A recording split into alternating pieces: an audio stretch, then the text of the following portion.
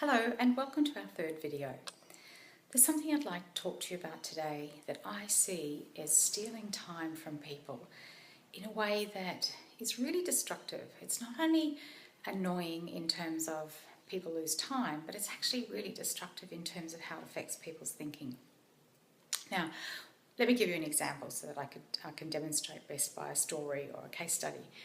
So I'll talk to you about Chris. Chris came to me and we've been working together some period of time, and she was telling me about she's going to Melbourne to do some work, and she has a colleague there that she hadn't seen for a long time, so she thought it'd be great to catch up. She sent an email, and in the email she said, coming to Melbourne, it'd be great to catch up. And she didn't hear anything back. So she thought, I haven't heard. And she spent quite a bit of time thinking about why she hadn't heard. So she thought maybe the colleague didn't want to meet her. And then she thought, well, actually, maybe the colleague didn't like her. And then she thought, well, actually, no, maybe she never really did like me. And then she started thinking that there's lots of people who don't like her and that this is what always happens. And next thing, she's thinking she's a complete failure. Now, as you're listening to that, you're thinking to yourself, well, that's weird. Why would she think those things? But it is weird. But it's something that people do, and they do it whether it's sales calls not returned, whether it's emails with projections and quotes on it sent to prospective clients, whether it's emails for meetings, texts about invitations, and all of this non-reply, I'm observing gets taken very personally.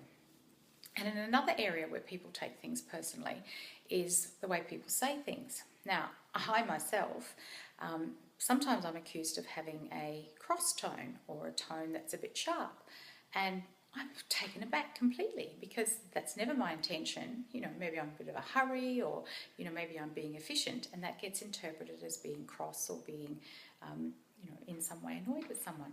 So it's amazing how people can take things personally to them. So here's the thing. How much time are you losing thinking about things being taken personally that aren't? So, this isn't about emails and how to use them and to-do lists and things like that.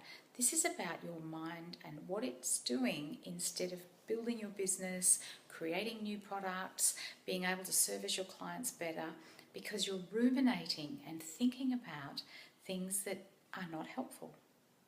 So how do you stop taking things personally? Now, in our 12-week program, we go through this in great depth. We spend an entire session on some of the tips, some of the methodology, some of the practices that I've been working with people for a long time on how to do it. But right now, I'm going to teach you something that you can start to do immediately, and it will make a big difference. Reframe it. Oh, what does that mean? That means make another story. Attach a different meaning. So when someone doesn't reply to your email, instead of thinking they don't like me or they don't want to meet me, think about what are the other reasons that they may not have replied to your email. It could be they didn't get it. It could be it's sitting in their junk folder. It could be that they've been busy. It could be that they replied and you haven't got it. So there's numerous ways you can think of a different alternative to what you are thinking when you personalize. This is really critical stuff. Practice it, trial it, email me and find out how other things you can do with it. Join our 12-week program and you can find out far more information. That segment alone will be worth signing up for the whole program for. That's our 12 weeks to grow an amazingly efficient and profitable business.